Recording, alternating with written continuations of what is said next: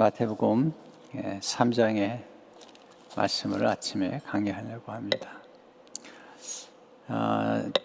예수님께서 가장 칭찬했던 인물 가운데 한 사람이 세례 요한입니다. 여자가 낳은 자 중에 세례 요한보다 큰 자가 없다, 그렇게 말씀하셨죠. 세례 요한의 생애에 대해서 사실 늘 많은 관심이 있고요. 아직 못했지만 언제 한번가는 세례 요한이라는 인물을 강의하고 싶은 그런 마음이 있습니다. 오래전부터 본 마음인데 아직 하지 못했지만 언제 기회가 되면 세례 요한에 대해서 말씀을 좀 나누고 싶다는 생각을 가지고 있습니다. 오늘 이제 세례 요한이 역사의 무대에 등장하는 시간이죠. 1절에 보시면 그때의 세례 요한이 이르러 유대 광야에서 전파하여 말하되, 이제 하나님의 때가 찼죠. 그때의 세례 요한은 예수님보다 6개월 먼저 태어난 사람이고요. 그리고 세례 요한은 예수님의 길을 예비했던 사람이죠.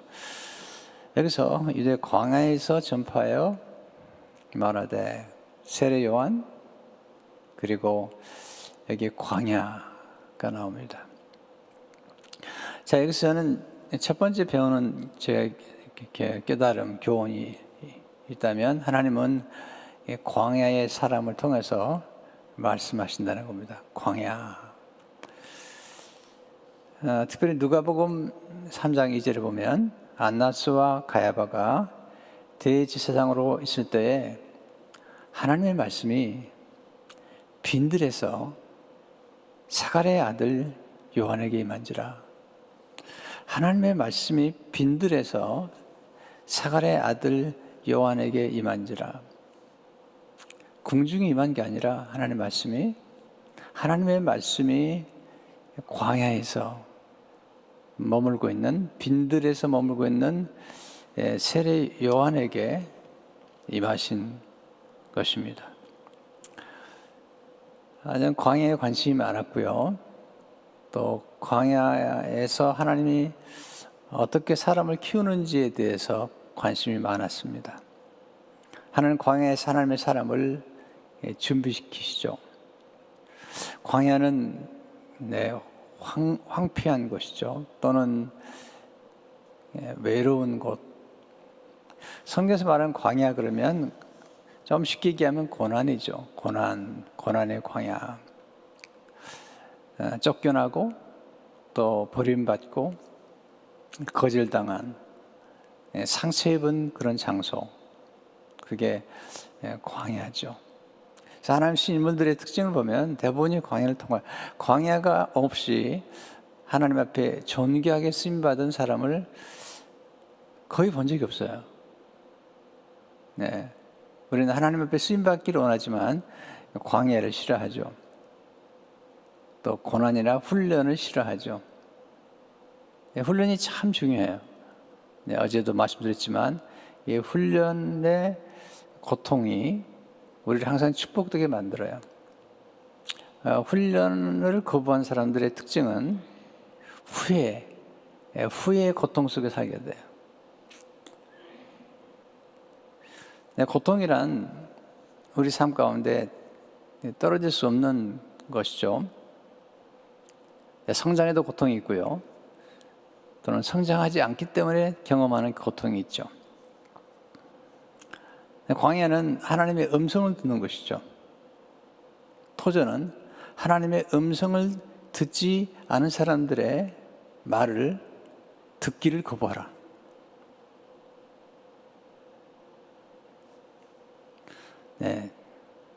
또 동시에 토저는 들을 기만 있다면 어떤 사건을 통해서든지 우리는 들을 수 있다, 그렇게 얘기를 하죠. 그래서 하나님의 사람에게서 가장 중요한 것은 하나님의 음성을 듣는 거죠. 하나님의 음성을 들을 때 우리의 삶의 시간이 완전히 구속받는, 우리 삶의 시간이 우리의 삶 가운데 영향을 끼치는 것을 보게 됩니다. 하나님의 음성을 듣는 장소, 하나님을 부르신 장소는 광야죠. 신명기 32장 10절에 보면 여호와께서 그를 황무지에서 짐승이 부르짖는 광야에서 만나시고 호위하시며 보호하시며 자기의 눈동자같이 지키셨도다. 광야는 외로운 장소입니다. 또 홀로 있는 장소입니다. 하나님께서 우리 삶 가운데 홀로 있게 하시는 장소, 거기서 하나님의 음성을 듣게 되고 하나님의 계시를 받게 됩니다. 예수를 만난다는 건 굉장히 중요한 거죠. 그러나 예수를 만난 후에 어떻게 우리의 삶을 인도해 가시는가. 사도 바울이 다메섹에서 예수를 만나죠. 그건 시작이죠. 그리고 아라비안 광야에서 3년을 보냅니다. 거기서 세례 요한 삶 속에 변화가 일어납니다. 이 광야라는 히브리어는 미드바르라는 히브리어인데, 이 미드바르라는 히브리어의 원어는 다바르입니다. 이 다바르는 말씀하다는 뜻이죠. 하나님은 광야에서 말씀하신다는 겁니다.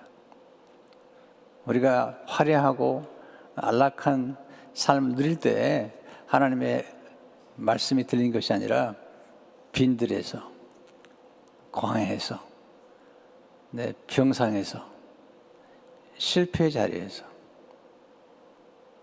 하나님의 음성을 듣는 거죠. 아주 오래전에 제 친구가 병원에 입원했는데 이 병원 입원이 생각보다 길어지는 거예요. 빨리 좋아지지 않는 거예요. 그렇게 연락을 했더니 하나님이 더 말씀하실 게 있는 것 같다고. 바로 그 고통과 또는 병상에서, 우리의 삶의 현장에서 힘들 때 그때 하나님의 음성이 들리죠. 다바르라는 그 히브리어 단어를 좀 찾아보니까 말하다라는 뜻이 있는데요. 또 하나는 친하게 사귀다, 그런 뜻이 있어요. 은밀한 곳에서 친밀한 사랑이 나오는 거죠. 광야에서 하나님과 친밀한 사귐이 벌어져요. 모세가 화려했던 애국 궁중에서 하나님의 음성을 듣거나 하나님의 계시를 받은 게 아닙니다. 광야에서, 시내산 광야에서 그런 하나님의 음성을 듣고 또 하나님의 말씀을 받고 하나님의 친구가 됩니다. 하나님이 아브라함도 보시라고 말씀하셨고요. 모세도 얼굴과 얼굴을 대면해 보셨다. 모세도 친구라는 거죠.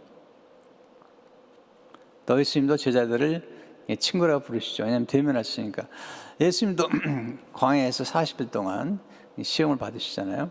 그러니까 우리 삶이 늘 이렇게 광야와 연결되어 있습니다. 그래서 어떤 분이 그렇게 얘기하더라고요. 당신의 삶 가운데, 당신의 내면 속에 광야를 가지라. 그러니까 우리가 광야까지 안 가도 돼요.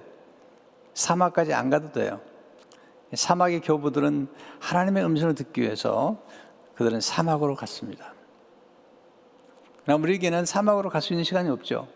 우리 내면에 사막을 만들어서 그래서 하나님과 함께 교제하고 또 하나님의 음성을 듣는 것이 필요한 것입니다.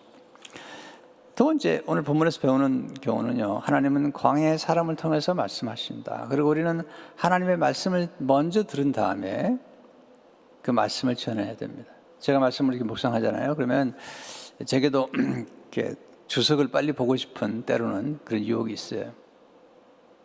그러나 그렇게 하지 않습니다. 먼저 말씀 앞에 머무릅니다. 그리고 이 말씀을 하나님께서 내게 깨닫게 하시는 깨달음의 열림의 시간을 갖습니다. 물론 그리고 필요한 것들은 참고하죠. 그렇지만 일단은 이 한글 성경, 내게 주어진 한글 성경, 성도 한 분 한 분이 읽고 있는 한글 성경으로 말씀 묵상하고, 그리고 그때 제게 주시는 말씀이나 깨달음이나 또는 제가 과거에 깨달았던 것들을 생각나게 하시면 그걸 제가 기록합니다. 그리고 전하는 것입니다. 자, 보세요.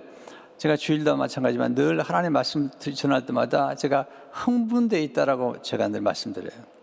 그 이유는 뭐냐면 제가 하나님의 말씀 앞에 머무를 때 하나님이 제게 주시는 깨달음과 하나님이 제게 주시는 음성을 듣기 때문에 그것이 제게 이렇게 흥분을 일으킵니다. 왜냐하면 내가 들은 말씀을, 내가 깨달은 말씀, 하나님 저에게 깨닫게 하신 말씀을 전하기 때문에 남의 얘기를 하는 게 아니잖아요. 하나님이 제게 말씀하신 그 말씀을 나누기 때문에 흥분하지 않을 수가 없죠. 남의 얘기 갖다 전달하는 거하고 하나님이 내게 주신 말씀과 깨달음을 전하는 거하고는 반딧불과 번개불의 차이. 마크 트윈이 그랬나요? 네. 대충 하는 말과 딱 적합한 말의 차이라는 것이죠. 그래서 저는 큐티를 아주 중요하게 생각해요. 어떤 분은 큐티가 이렇게 너무 이렇게 가볍지 않느냐 생각, 그렇지 않습니다. 하나님의 말씀에 머무르는 그 quiet 타임이 말할 수 없는 깨달음을 줘요. 두 번째는 하나님은 소명을 따라 사는 사람을 존귀히 여기시죠. 소명, 부르심. 2절에서 4절에 보시면 회개하라 천국이 가까이 왔느니라 하였으니 3절 그는 선지자 이사야를 통하여 말씀하신 자라 일렀을 때 광야에 외치는 자의 소리가 있으리되 너는 주의 길을 준비하라 그가 오실 길을 곧게 하라 하였느니라 4절 이 요한은 낙타 털 옷을 입고 허리에 가죽띠를 띠고 음식은 메뚜기와 석청이었더라. 이 세례 요한은 아주 훌륭한 인물이에요. 고든 맥도날드가 내면 세계 질서와 영적 성제라는 책을 썼는데 거기서 부름받은 사람으로 살아가는 인물로 세례 요한을 정하고요. 쫓기면서 살아가는 사람, 인기와 또 사람들의 평판에 쫓기며 살아가는 충동적인 사람의 대표로 사울 왕을 듭니다. 네, purpose people, 하나님의 called person, 하나님께서 부르심 받은 목적을 따라 사는 사람으로 세례 요한을 듣죠. 세례 요한의 특징이 무엇일까? 중요한 건 하나님의 말씀을 통해서 자기에게 주신 소명을 알았다는 것이죠. 자신이 누구인가? 네, 그 자신을 광야에서 외치는 자의 소리다. 네, 소리. 사람들이 물어보죠. 당신 그리스도입니까? 저 아닙니다. 저는 광야에서 외치는 자의 소리입니다. 그는 이사야서를 읽는 중에 그의 부르심을 발견한 사람이에요. 저는 성도 여러분들이 성경을 읽다가 어떤 말씀이 여러분에게 부딪혀서 그 말씀으로 여러분 생애에 그 소명을 느끼면 좋겠어요. 사실 성경이 66권이지만 이 성경을 모두 알아야 될 거예요. 물론 모두 알아야 되죠. 또 우리가 안다고 다 우리 삶에 도움이 되나요? 아니죠. 성경 읽다가 어느 성경이 우리 삶 가운데 찾아와서 말을 걸고 우리의 삶의 길을 인도해 갈 때, 우리의 삶에 인도해 갈 때 그 말씀이 우리 삶의 나침판이 되는 거죠. 지도가 되는 거죠. 저도 성경을 늘 읽지만 이 66권의 성경 가운데서 하나님이 제게 말을 걸어주시는 말씀이 있어요. 그 말씀이 제 생애를 인도해 가는 거거든요. 특별히 그 중에서 몇 말씀은 저의 소명으로 제가 붙잡고 살아가는 말씀이 있죠. 이것을 말씀의 개별화, 개인화 또는 내면화라고 합니다. 분명히 성경은 그 시대에 어떤 사람에게 주신 말씀이지만 이게 말씀은 하나님의 말씀이기 때문에 시간과 공간을 초월해요. 그래서 이 말씀이 우리의 삶 가운데 와서 이 말씀이 우리의 삶을 변화시키는 거거든요.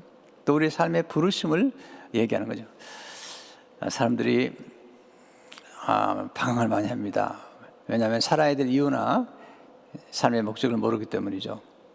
내 성경을 읽다 보면은 성경에 나온 인물들이나 또 성경의 말씀이 와서 우리의 삶을 움직입니다. 그러니까 지금 이 이사야의 말씀을 지금 세례 요한이 인용하는데요. 이사야의 말씀을 읽는 중에 세례 요한은 자기의 부르심을 발견하는 거죠. 자기는 예수 그리스도의 길을 예비했다. 그러니까 보세요. 자기는 광야의 소리다. 또 하나는 자신의 할 일은 주님의 길을 준비하는 것이다. 자, 예수님 메시아시잖아요. 예수님이 오실 길을 준비하는 사람, 길을 닦는 사람. 조금 더 얘기하면요, 일종의 전령이죠, 전령. 빌리그람 목사님이 캘리포니아에서 이렇게 집회를 하실 때, 또는 한국 집회를 하잖아요. 그러면 빌리그람 목사님 직접 오지 않아요. 먼저 준비대가 와가지고 다 준비를 해요. 그리고 이제 빌리그람 목사 오셔가지고 설교를 하시죠. 네, 그런 거 똑같아요. 대통령이 어디를 방문하게 되면 대통령이 방문하기 전에 먼저 선발대가 와가지고 다 준비를 합니다. 이런 역할에 있던 사람이 누구냐면 세례 요한입니다. 자기가 누구인 걸 알았고요. 또한 자기가 누가 아닌 것도 알았습니다. 이게 굉장히 중요해요. 이걸 사람들이 부인하기 어려워요. 네, 당신이 그리스도입니까? 물었을 때 나는 그리스도가 아닙니다. 가끔 제게 와서 뭔가를 부탁할 때마다 제가 예스 할 때가 있고, 또 단호하게, 아니 아주 빠르게 아닙니다 라고 할 때가 있어요. 왜? 이게 중요하거든요. 나의 부르심과 관계된 거라면 제가 예스 합니다. 빠릅니다. 근데 나와 부르심과 관계 없는 거라면 저는 그냥 쉽게 노합니다.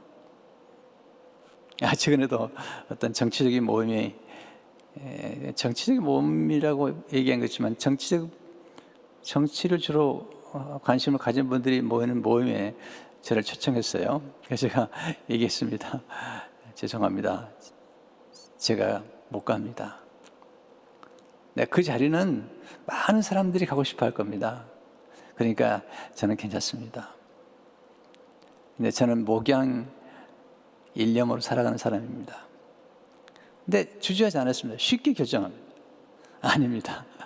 또는 무슨 이렇게 무슨 어떤 정치적인 그런 데서 저를 이렇게 부르면 저는 거의 주저없이 이야기하죠.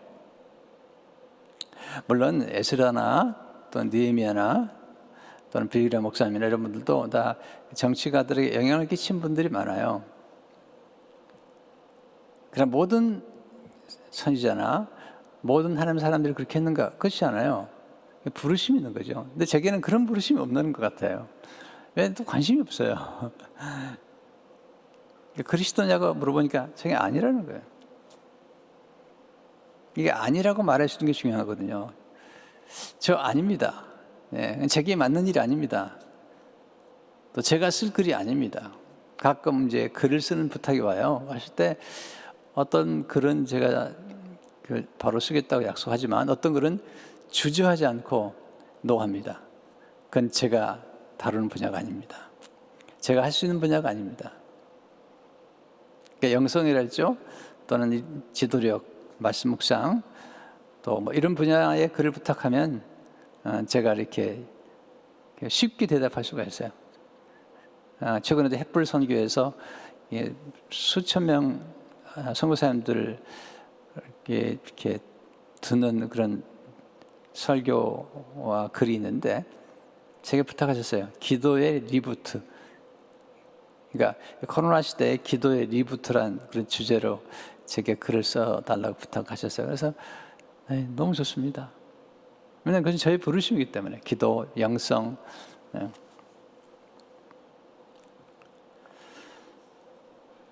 특별히 이 세례 요한에게 예수님이 감동을 받은 부분은, 또 우리가 감동을 받는 부분은 뭐냐면 그는 끝까지 자기의 위치를 알았다는 거죠.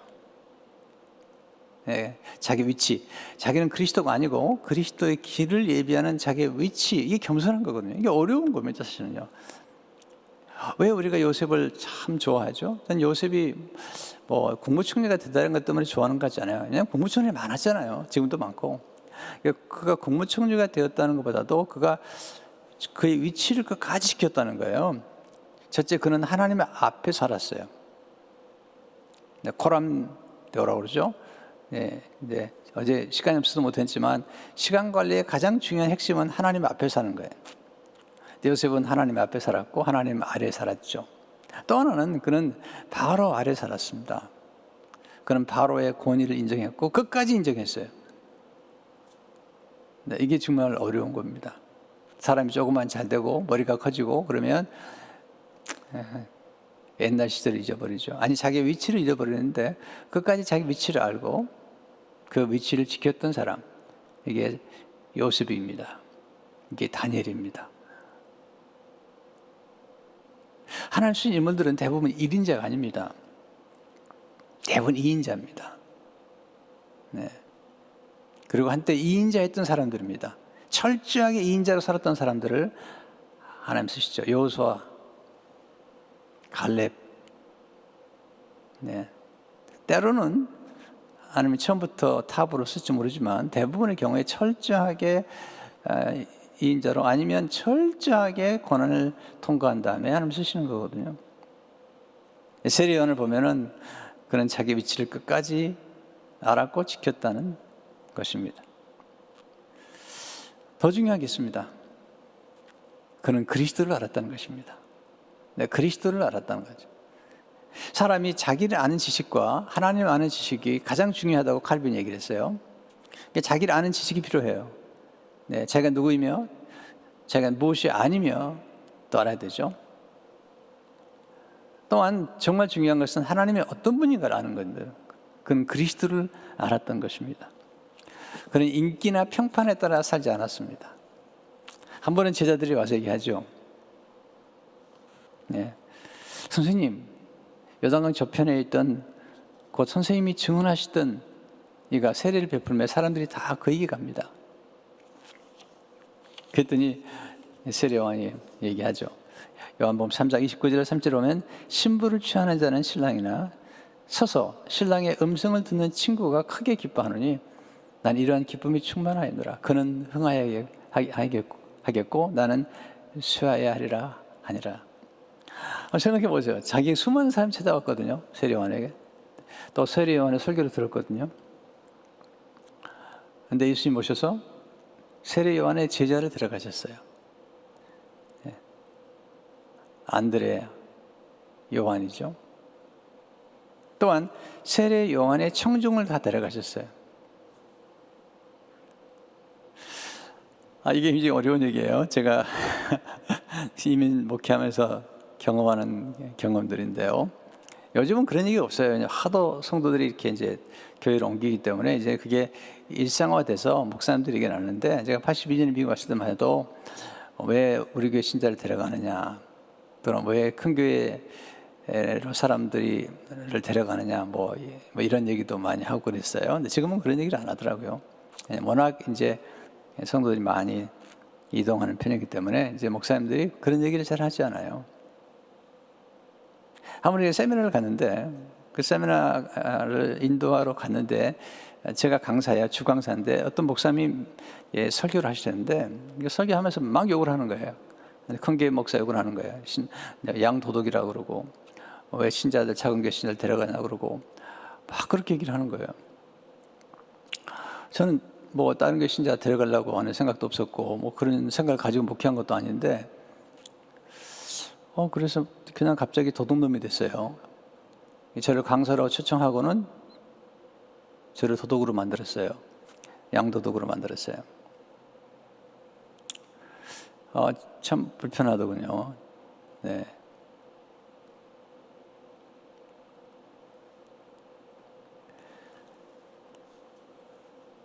사실 이게 너무 놀라운 이야기인데요. 그분의 마음속에는 굉장한 앵거가 있더라고요. 큰 교회 목사에 대한 굉장한 앵거가 있더라고요. 지금도 많은 분들이 그런 앵거를 가지고 살죠. 근데 아시는 게 하나 있습니다. 저희 교회가 큰 교회가 아닌데, 여러분, 목회자가 내가 꼭 큰 교회를 해야 되겠다, 또는 사람들이 많이 모이는 목회를 해야 되겠다, 그렇게 되지 않습니다. 네. 그렇게 의도한다고 이 하나님 역사가 되지 않습니다. 하나님이 주시면, 하나님이 보내시면 그렇게 되는 거고요. 그렇지 않으면 노력해도 소용없어요. 근데 세리와 요한의 모습은 너무 놀라운 게 뭐냐면 저는 진짜 이게 감동이더라고요. 자기가 키운 제자를 예수님께 그냥 보내는 거예요. 그리고 예수님이 오신 순간 나를 보지 말고 예수를 보라는 거예요. 나는 물로 세를 주지만 저분은 성령과 불로 세를 준다는 거예요. 뿐만 아니라 자기에게 온 청중들을 예수님께 다 보내는 거예요. 그리고도 전혀 시기와 질투가 없는 거죠. 자기의 역할을 다 하는 것으로 만족하고 자기의 역할을 했던 그 기쁨으로 충만한 사람. 대단한 놀라운 거예요. 자기 역할이 아닌 역할을 하기 때문에 힘든 거예요. 네, 중요한 건 내게 부르신 거죠. 어떤 분은 10명을 놓고 정말 성실하게 목회하더라고요. 제가 아는 목사님은요, 15명과 함께 시작했는데 지금 거의 10년이 됐어요. 이제 얼마나 15명의 성도들이 정말 헌신되었는지, 그 15명의 성도들이 성장을 해가지고 교회 렌트비를 다 책임을 져요. 건물을 빌려보는데, 또 강남에서. 그리고 목사님 사례를 다 책임을 져요.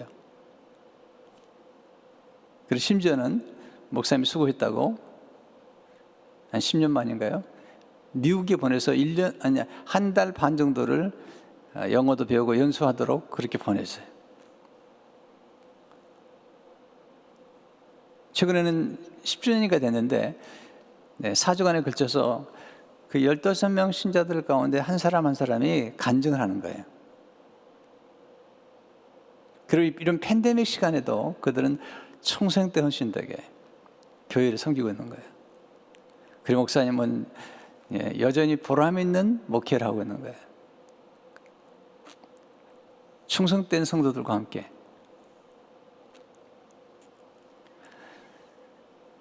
중요한 건 부르심이라는 거죠. 부르심. 이 부르심이 얼마나 충성하느냐가 중요한데, 자기의 제자들을 보내드리고 자기의 청중을 보내면서도 기뻐하지 않은 사람. 예수님께서 여자가 나중에 세례요한보다 큰 자가 없다, 그렇게 얘기했잖아요. 그게 이유가 뭐냐면 그건 분명히 자기를 알고 있을 뿐만 아니라 예수 그리스도가 누구인지를 아는 거죠. 그래서 오늘 마태복음 3장 내일 본문인데요, 11절 12절 보면 나는 너희로 회개하게 하기 위하여 물로 세를 베풀거니와 내 뒤에 오시는 이는 나보다 능력이 많으시니 나는 그의 신을 들기도 감당하지 못하겠느니라. 그는 성령과 불로 너에게 세례를 베푸실 것이요. 자기 위치를 알고 자기 역할을 알고 그걸 만족하는 사람. 제가 자주 얘기를 하지만 우리 원철 목사님이나 또 우리 이명 목사님을 제가 참 존경해요. 두 목사님 제가 오랫동안 지금 사역하잖아요. 물론 이제 다른 목사님도 사역 오래 했어요. 우리 석희정 목사님이나 또 은일 목사님 마찬가지고, 장원홍 목사 마찬가지고 많이 오래 했어요. 또 우리 임택수 목사님 마찬가지고. 근데 제가 사실은 우리 오 목사님이나 이명 목사님을 존귀 여기는 까닭은 뭐냐면, 이분들이 세상 기준으로 볼 때는요, 저와 함께 또는 소위 말하면 제 밑에서 일할 분들이 아닙니다. 근데 부르심이 본인들에게는 담임 목사의 부르심이 없다는 거예요. 정확하게 본인들은 제자 삼는 사역으로 만족하다는 거예요. 제자를 삼고 제자를 키우는 것이 목표라는 거예요. 담임 목사가 되는 게 목표가 아니라는 거예요. 또 선교 일에 헌신하는 게 목표라는 거죠. 왜 꼭 담임 목사를 해야 되냐라는 생각을 하고 계시는 분들이죠. 두 분 다 박사가 아니잖아요. 박사, PhD. 제대로 공부한 분들이거든요. 그럼 다른 분은 제대로 공부 안 했느냐? 뭐 그렇게 얘기하면 곤란하지만, 박사라고 다 박사인가요? 박사라고 다 박사 아니에요. 제가 알거든요.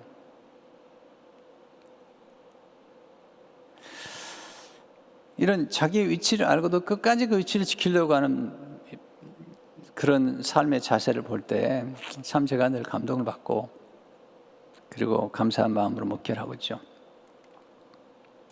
내 부르심, 그 소명을 따라 살아가는 사람들이 아주 좋은 것입니다.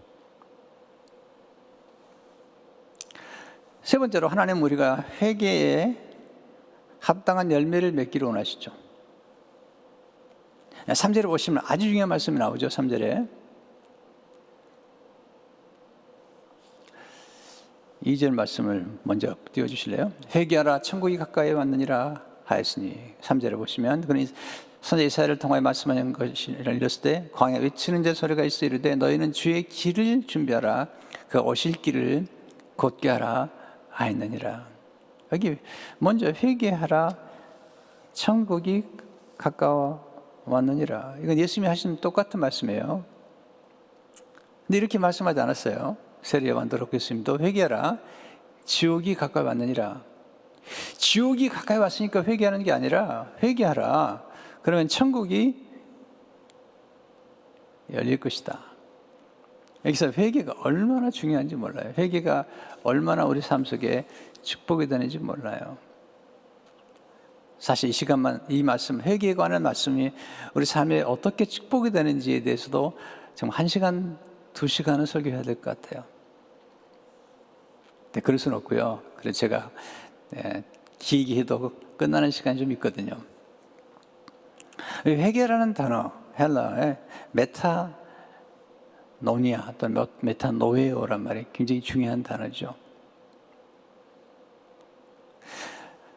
회개하다는 단어는 그냥 뉘우치다는 단어가 아니에요. 회개하다는 단어는 방향을 돌이키다, 또 변화되다. 더 중요한 건 눈이 열렸다. 그런 뜻이에요. 여기서 이제 눈이 열리거든요. 세례 요한이 세례를 베푸니까 사람들이 와가지고 회개를 해요. 자, 5절에 보시면 이때 예루살렘과 온 유대와 유단강 사방에서 다 그에게 나와 자기들의 죄를 자복하고 유단강에서 그에게 세례를 받더니 요한이 많은 바리새인들과 사두개인들이 세례 베푸는 데로 오는 것을 보고 이르되 독사의 자식들아 누가 너희를 가르쳐 임박한 진노를 피하라 하더냐. 10절 8절 네. 그러므로 회개에 합당한 열매를 맺고 속으로 아브라함이 우리 조상이라고 생각하지 말라. 내가 너에게 이르노니 하나님 능히 이 돈들로도 아브라함의 자손이 되게 하리라 하시리라. 이미 도끼가 나무 뿌리에 놓였으니 좋은 열매를 맺지 아니하는 나무마다 지켜 불에 던져지리라. 와, 네. 죄인들은 보세요. 사람들이 많은 사람 와가지고 죄를 자백했어요. 죄를 고백하고 그리고 세례를 받았는데 이 바리새인과 서기관들은 그 당시 종교계층의 사람들이에요. 네. 소위 오늘날 말하면 목사들이에요. 선교사들이에요. 미안합니다. 근데 세례 요한이 그들 향해서 얘기하죠. 무서운 얘기를 하죠. 이 독사 자식들아. 너희는 회개하러 온 것이 아니라 구경하러 왔다네. 구경하러. 그 당시 서기관들 또는 바리새인들 이 종교계층의 사람들이잖아요. 이 고민이 많아요. 목사가 된 후에도. 여기서 죄를 자복하다는 것은 굉장히 중요한 얘기예요. 자백하는 것은 죄를 인정하는 것이고 죄를 드러내는 것입니다. 전 이번에 이 말씀 준비하면서 굉장히 많은 은혜를 받았어요. 회개가 왜 이렇게 축복이 되는지. 회개하지 않은 죄는 숨기는 것입니다. 죄를 숨기는 건 잘 들으세요. 회개라는 것은 자기의 죄를 자백하는 것이고 죄를 드러내는 것입니다. 그러나 회개하지 않은 사람들은 죄를 숨기는 것입니다. 자, 보세요. 숨김이 왜 나쁜 것인지. 숨김은 닫힘입니다. 내가 뭔가 숨긴다는 건 내가 닫아놓는 거죠. 근데요, 뭔가 내가 닫아버리잖아요. 이 닫는다는 것은 갇히는 것입니다. 내가 어디인가 갇혀버리는 거죠. 내가 갇힌다는 것은 내가 매인다는 것입니다. 자, 제가 1년의 말씀들을 드렸는데 이게 굉장히 중요한 말씀들이에요. 내가 죄를 숨긴다는 것은 내가 스스로 자신을 닫는 것입니다. 그리고 닫는다는 것은 곧 갇히는 것이고, 갇힌다는 것은 매이는 것입니다. 내가 죄에 매이는 거예요. 마귀에게 매이는 거예요. 그래서 자기의 죄를 숨기는 자는 어리석을 뿐만 아니라 그의 삶의 미래가 밝지 않아요. 곧 죄를 짓는 것도 불행한 거지만 죄로 말미암아서 죄를 고백하지 않고 죄 속에 사는 것은 더 불행한 거죠. 죄의 종이 되는 것인가요? 그러나 회개는 달라요. 얘는 자백한다는 것은 여는 겁니다. 이게 개방성이라는 거예요. 회개는 여는 것입니다. 회개는 열리는 것입니다. 눈이 열리는 거예요. 그래서 예수님이 보이는 거예요. 눈이 열리는 거예요. 하나님 나라가 보이는 거예요. 자, 내가 열어놓은 내 마음속에 죄를 자백할 때 하나님의 빛이 임하고 예수 그리스도의 보혈이 와서 내가 지은 죄를 정결케 하는 거예요. 그렇게 함으로써 새로운 시대가 열리는 겁니다. 어제 세월을 아끼라, 그런 제가 말씀을 드렸는데요. 이 세월을 아낀다는 말이 구속하다는 뜻이라고 말씀드렸어요. 시간을 구속하다. 이 구속하다는 말이 왜 중요하냐면요, 뭔가 사로잡혀 있는 것을, 사로잡힌 사람을 사서 내가 자유케 하는 거예요. 이게 왜 시간의 구속과 우리를 죄로부터 구속하신 것이 똑같은 개념을 가질 수 있느냐면, 우린 과거에 매여 있는 사람들이에요. 많은 경우에 과거의 죄와 과거의 상처에 매여 있는데, 예수님이 오셔서 우리가 우리 죄를 자백하면 우리를 과거로부터 자유케 해주시는 거예요. 자, 과거로부터 자유케 한다는 사실은 과거의 시간으로부터, 과거에 구속된 시간으로부터, 과거의 상처와 과거에 매여있는, 과거에 머물러 있고 여전히 과거 속에 사는 사람들을 이제는 끌어내서 새로운 미래를 향해서 길을 열어주는 거예요. 많은 분들이 과거에 매여 살 뿐만 아니라 과거에 받은 상처와 실패 때문에 내게 미래가 없다고 생각하는데, 하나님은 그런 분이 아니시라는 거예요. 하나님은 우리 과거에 잘못 실수했던, 또 과거의 인생에서 어려웠던 그 과거의 시간을 하나님의 복음을 통해서 다시 사서 구속해서 자유케 함으로 새로운 미래를 열어주는 것, 이것이 세월을 아끼는 거예요. 세월을 아낀다는 말은 모든 기회를 선용하는 거예요. 그러니까 하나님이 redeem the time, 이 시간을 하나님이 구속해가지고 과거의 시간을 다시 사서 우리를 자유케 함으로 우리의 미래를 열어주는 거예요. 오스 기니스가 최근에 쓴 책 한 권이 번역됐는데, 오늘을 사는 이유에 그는 이렇게 기록하고 있습니다. 아주 감동을 줘요. 과거는 영향을 미치지만 그로 인해서만 미래가 결정되지는 않기 때문에 자유란 미래가 언제나 과거와 다를 수 있음을 의미한다.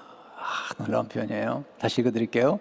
과거는 영향을 미치지만 그로 인해서만 미래가 결정되지 않기 때문에 자유란 미래가 언제나 과거와 다를 수 있음을 의미한다.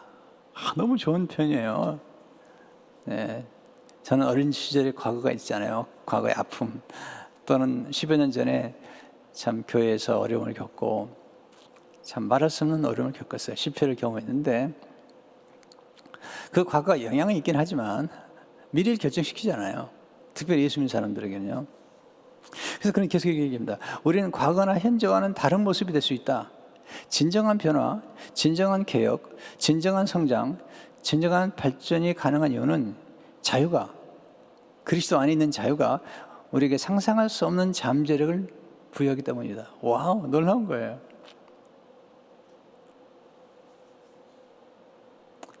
조금 더 읽어드릴게요. 자유는 과거와 관련해 구속적인 면이 있다. 만일 자유가 진정한 선택을 뜻한다면 미래뿐 아니라 과거 역시도 상당히 달라질 수 있다. 그러므로 과거의 악행은 어쩔 수 없이 처참한 결과를 초래할 필요가 없어진다. 회개하면, 네, 과거의 악행은 어쩔 수 없이 처참한 결과를 초래할 필요가 없어지는 거예요. 과거에 지은 죄가 있는데 그 과거에 지은 죄를 고백하고 자백하고 회개하면 하나님 그 죄를 깨끗게 하실 뿐 아니라 그 죄가, 그 악행이 미래에 영향을 끼치지 않도록 도와줄 수도 있다는 거죠. 새로운 미래가 열린다는 거죠. 내 가늠한 자에 붙잡힌 여인, 예수께서 말씀하시죠. 나도 너를 정죄하지 않아. 이것은 뭐냐면 개방시켜주는 겁니다. 너도 변화될 수 있다는 겁니다. 야, 이게 기독교입니다.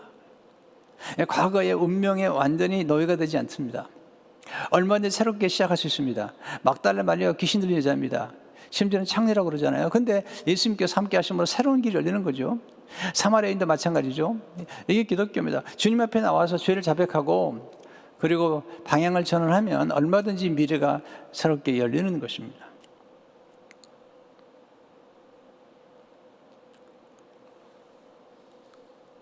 조금 더 드릴게요. 제가 너무 감동적이에요. 성경의 관점에 따르면 인간의 자유, 하나님이 그리스도 안에 주신 자유, 진리를 알진 진리가 너를 자유케 하리라. 이게 구속이죠. 우리가 구속받아서 노예였던 우리가 자유케 되는 거죠. 인간의 자유는 과거가 상당히 바뀔 수 있으며 심지어 뻔뻔스러운 악행이 이후에도 그럴 수 있음을 의미한다. 왜냐하면 하나님의 계획과는 별개로 악행자가 회개하고 사과하겠다고 결심하거나 피해자가 보복하기보다 용서하겠다고 결심하는 이 중에 가능성이 늘기 때문이다. 이 가운데 하나 또는 둘 다 일어날 수 있는데 둘 다 일어난다면 이는 은혜의 열매이지 자유의 열매로서 자연스러운 암울한 반응을 차단하고 더 밝은 미래를 활짝 열어준다. 자, 어떤 사람이 아주 악행을 지냈어요. 그런데 악행을 당한 사람이 용서를 해주는 거예요. 그러면 새로운 길이 열리는 거예요. 그건 은혜라는 거죠. 네. 또 어떤 악했던 사람도 자기 죄를 고백할 수 있다는 거죠. 그래서 오스카 와일드는 말하기를 모든 성인에게는, 모든 성자에게는, 모든 성도에게는 과거가 있고 모든 죄인에게는 미래가 있다는 겁니다. 기가 막힌 복음이에요. 네. 지금 거룩하게 살아가는 것 같지만 모든 사람들에게는 과거가 있는 거예요. 그러나 복음 안에서 모든 죄인에게는 미래가 있는 거예요.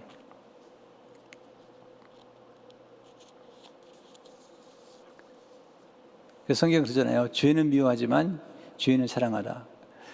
여기서 하나님은 어떻게 보시냐면요, 우리가 지은 죄가 있으면 죄와 죄인인 우리를 구별해요. 그래서 죄는 미워해요. 십자가에서 예수님이 죄 때문에 십자가의 고통을 받지만 죄인은 사랑해요. 그래서 죄인이 죄를 고백하잖아요. 그럼 천국이 임해요. 새로운 미래가 임해요. 기쁨이 충만해져요. 여기서 변화가 나타나는 것을 보게 되죠. 그래서 청교도들은 회개를 많이 강조했어요. 왜냐하면 회개는 우리를 자유케 하고 우리를 개방시켜주고 새로운 만남으로, 새로운 변화로 우리를 인도해 주는 거예요. 그래서 회개를 저는 복된 회개라고 그래요. 복된 회개. 자기를 드러냄으로써 하나님과 새로운 관계를 갖는 거예요. 여러분, 우리가 서로 누군가 깊은 관계를 가질 때 언제 그런 경험을 하죠? 가끔 그런 분들 계세요. 제가 와서 목사님, 제가 아무 얘기 되지 않은 얘기를 목사님께 합니다. 그렇게 자기를 드러냄으로써 목사님, 저를 이해해 주십시오. 저도 마찬가지거든요. 제가 가장 친밀한 대상에게 제 모든 걸 다 드러낼 수 있습니다. 또 그런 대상이 있다는 건 축복이죠. 그렇게 함으로써 우리는 관계가 형성이 되는 거예요. 관계가. 그러니까 하나님께 나가서 하나님과 가까워지는 방법은 간단합니다. 하나님께 나가서 나의 모든 걸 털어놓는 것입니다. 그리고 내 모든 것을 털어놔도 하나님 절대로 우리를 정죄하거나 조롱하거나 비웃지 않습니다. 어떤 사람들은 우리가 모든 걸 털어놓으면 비웃어요. 또는 비판해요. 또는 정죄해요. 그러나 하나님은 그런 분이 아닙니다. 하나님은 사랑의 하나님이세요. 있는 모습 그대로 우리를 받아들이시고 우리가 고백할 때 오히려 기뻐하세요. 그리고 우리의 삶에 놀라운 변화를 허락해 주시는 분이시죠. 자, 우리가 어떤 죄를 졌더라도 하나님께 나서 고백하면 하나님이 정죄하지 않으시고 용서하세요. 예수의 피가. 뿐만 아니라 하나님은 그를 사랑하시고 더 놀라운 사실은 지금 우리가 지은 죄를 고백하더라도 우리의 변화될 모습을 바라보면서 또 기뻐하시는 거예요. 여러분, 자녀들이 키워보면요, 이게 와서 얘기할 때가 있습니다. 솔직하게 지은 죄를 이렇게 고백하고. 그럴 때요, 정죄하지 않습니다. 저는 우리 아이들 둘 키우면서 한 번도 정죄한 적이 없습니다. 용서하고 깨어나주고, 네, 그게 개방성이죠. 그럴 때 자유케 됩니다. 이게 회개가 주는 축복이에요. 우리 죄를 자꾸 감추고 그럴 필요 없습니다. 또 실패를 안 한 것처럼 뭐 그렇게 그럴 필요 없습니다. 우리가 인정함으로 자유케 되는 거예요. 인정함으로 치유를 경험하는 거예요. 진정한, 보세요. 자기의 약점을 드러내는 것 자체를요, 부끄러워하는 사람들은 이게 자존감 떨어지는 사람들, 자기를 솔직하게 드러냄으로써 우리는 사람들에게 훨씬 더 많은 공감을 얻어냅니다. 세례는 뭘까요? 보세요. 회개하고 세례를 받으라. 세례는 과거에서 죽고 새롭게 태어나는 거예요. 더 중요한 게 있죠. 회개하면 눈이 열려서 세상적인 관점에서 세상적인 관점으로 모든 걸 봤던 눈이 이제는 하나님의 나라의 관점으로 모든 게 보이는 거죠. 그래서 로마 12장의 말씀이 놀라워요. 네.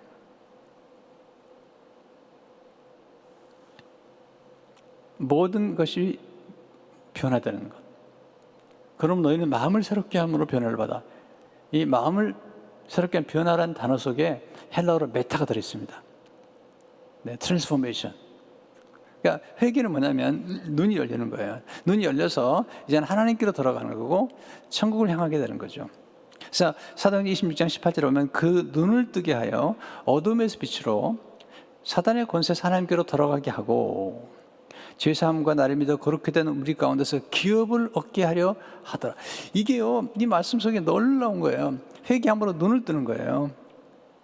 그래서 어둠에서 빛으로 사단의 권세에서 하나님께로 돌아가게 하고 죄사함과, 그래서 끝난 게 아닙니다.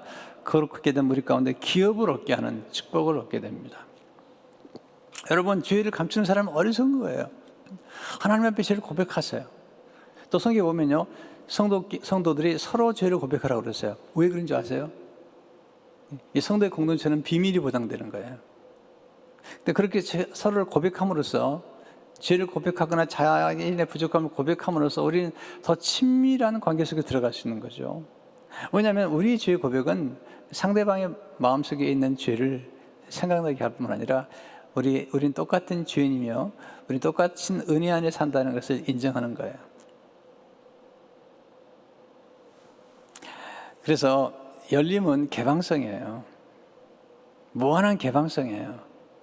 내 문제는 이 개방성이 잘못된 갈 수도 있어요. 예수님을 만났던 가룟 유다는 그 인생이 개방됐었는데 나쁜 쪽을 선택한 거죠. 그는 뉘우쳤습니다. 그러나 주님께 돌이키지 않았습니다. 뉘우치는 거 가지고 안 됩니다. 베드로는 뉘우치고 그리고 예수님께로 돌아갔습니다. 그랬더니 그의 과거에 예수님 부인했던 모든 과거가 구속을 받아서, 과거의 시간이 구속을 받아서 그게 새로운 자유가 시작됐고 그게 새로운 소명의 시간이 열린 것입니다. 이게 기독교의 복음의 핵심인 것입니다. 기독교는 과거에 매이지 않습니다. 과거의 운명이나 실패나 실수에 매이지 않습니다. 기독교는 새로운 미래가 항상 열려 있는 것입니다. 여기 회개하라 그러면 천국이 가까워 온다는 것입니다. 그럼 이 바리새인과 세리들에게, 바리새인과 바로 이 사두개인들에게 이 세례만이 이렇게 무서운 얘기를 했을까요? 이 독사 자식들아. 그렇게 얘기했을까요? 그들은 회개할 마음이 무섭거든요. 그들은 아직도 정치적인 권력을 지키고 싶었거든요. 그때 무서운 얘기를 하죠. 네. 이미 도끼가 나무 뿌리에 놓였으니 좋은 열매를 맺지 아니하는 나무마다 찍혀 불에 던져지리라. 회개는요 뿌리의 문제입니다. 우리 뿌리가 세상에서 우리의 뿌리가 이제는 예수님께로 옮겨가는 것입니다. 그래서 골로새 2장에 보면 그 안에 뿌리를 박는 거죠. 회개는 예수님 안에 뿌리를 박는 거예요. 그래서 새로운 변화를 경험하는 거예요. 여러분 나무가 어디 있느냐에 따라 달라지잖아요. 근데 우리가 옛날에 세상에 나무에 뿌리를 내렸다면 이제는 그 뿌리가 예수님께로 옮겨가는 것이죠. 그때 우리는 합당한 열매를 맺게 되는 그 열매가 성령의 열매죠. 사랑의 열매죠. 이 천국이 가깝고 그 놀라운 복음이 나타나요. 여기에 복음이 있어요. 여기 복음이 있어요. 예수님 말씀하세요. 마태복음 4장 10절은 똑같은 얘기를 해요. 이때부터 예수께서 비로소 전파이르시되 회개하라 천국이 가까웠네. 이 천국이 누구죠? 예수님이시잖아요. 마가복음 1장 15절에 보면 이르시되 때가 찼고 하나님 나라가 가까웠으니 회개하고 복음을 믿으라 하더라. 복음. 네. 이 복음이 지금 지금 이 복음이에요. 회개할 때 우리가 개방을 하잖아요. 그때 회개하는 순간 우리의 죄를 용서하세요. 이렇게 우리 마음을 개방함으로 우리 미래가 열리는 거예요. 그리고 무한한 미래의 가능성이 열리는 거예요. 제가 생각해 봤습니다. 어제도 한 분이 저한테 연락을 했어요. 죽고 싶을 때 어떻게 하면 좋죠? 내가 죽고 싶은데 어떻게 하면 좋죠? 제가 이렇게 말씀드렸어요. 오늘 밤에 마음을 열고 예수님 영접하십시오. 그러면 살아야 될 이유를 발견할 것입니다. 저는 믿어요. 예수를 정말 영접하면 살아야 될 이유를 발견하겠대요. 삶의 의미가 없기 때문에 죽고 싶은 거예요. 근데 예수를 정말 영접하고 예수를 만나면 삶의 이유가 생기는 거죠. 바울은 내가 사는 것은 그리스도니 to live is to Christ라고 그랬어요. 예수를 만나면 내 살아야 될 이유가 많아져요. 그게 복음이죠. 복된 회개가 뭐죠? 쓰레기 비우는 거예요. 쓰레기 치우는 거예요. 청소하는 겁니다. 그리고 성령을 모시는 겁니다. 제가 요즘에요 어떻게 하냐면요 제 서재에 오래된 책이나 읽지 않는 책이나 또 남겨도 도움이 안 되는 책들을 계속 버려요. 네, 버려요. 그리고 제가 책을 새로 사잖아요. 그럼 산 만큼 버려요.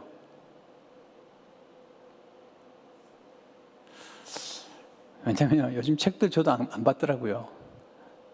안 받아요. 요즘 다 이북 전자북에다가 또 영어 책 같은 건 다 이 로고스 소프트웨어가 있어가지고 다 그냥 전자로 보기 때문에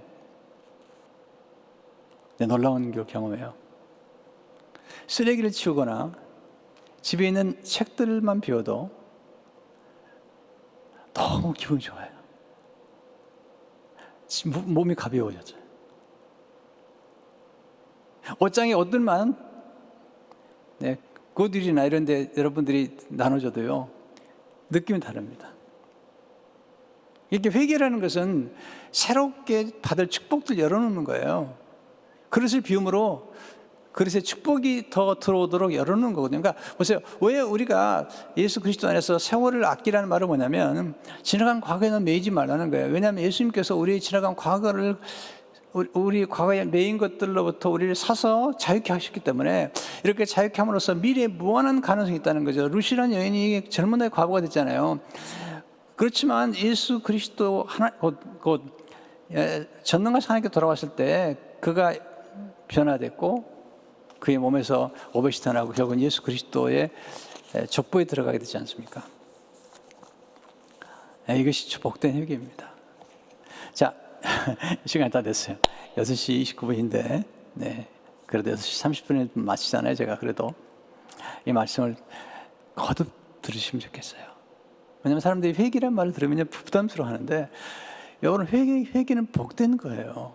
내가 열어서 죄를 드러내므로 죄가 사함받을 뿐만 아니라 우리의 미래가 열리는 것입니다. 꼭꼭 닫아놓고, 이것은 여러분 숨김과 닫힘은 갇힘이 되고 매임이 되는 거예요. 그러면 인생 불행해집니다. 여러분 자신을 풀어놓으셔야 됩니다. 과거의 실패로부터 풀어놓으세요. 그럼 새로운 미래가 열리는 거예요. 인생이라는 게 한 번만 기회가 주어지는 게 아닙니다. 무한한 가능성이 있는 거죠. 특별히 복음 안에서 무한한 가능성을 가지고 우리는 살아가는 거예요. 전 살아있는 증인이에요. 네, 늘 살아있는, 제 스스로 생각해, 나는 살아있는 증인이다. 정말 비참했던 인생이 예수 만나서 무한한 가능성을 가지고, 그래서 저는 날마다 기적을 기대해요.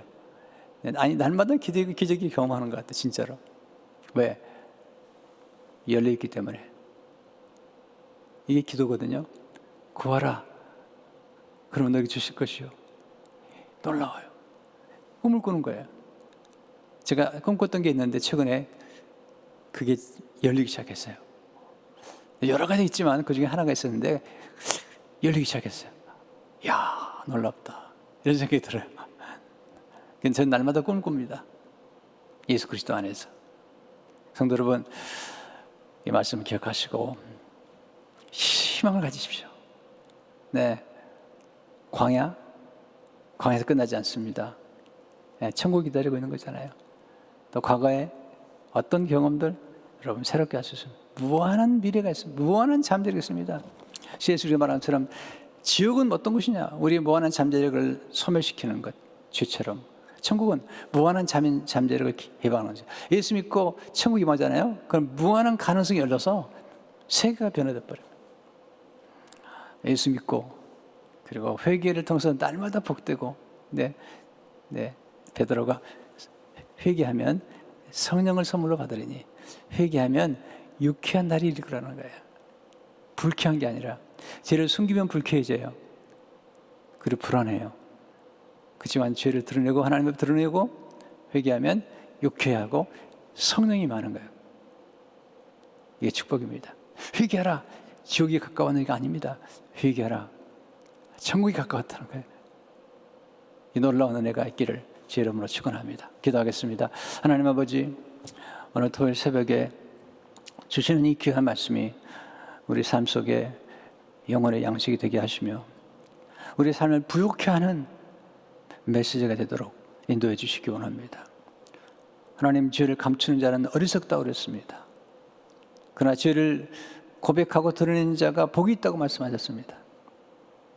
하나님 아버지, 우리의 죄를 숨기지 않게 하시고 회개함으로, 자백함으로 오히려 하나님의 사랑을 받고, 그리고 열리는 마음을 열어서 죄를 고백함으로 그 열린 마음에 부어주시는 성령의 놀라운 은혜와 축복이 넘쳐나도록 축복해 주시고, 하나님 앞에서 죄를 고백하고 때로 우리의 실수를 인정하는 것을 부끄러워하지 않게 하시고, 그렇게 함으로써 놀라운 미래가, 우리의 영혼의 눈이 열리고 이제 하나님의 나라의 관점으로 모든 것을 볼 뿐만 아니라 우리의 뿌리가 이제는 세상에서 예수 그리스도 안에 뿌리를 박음으로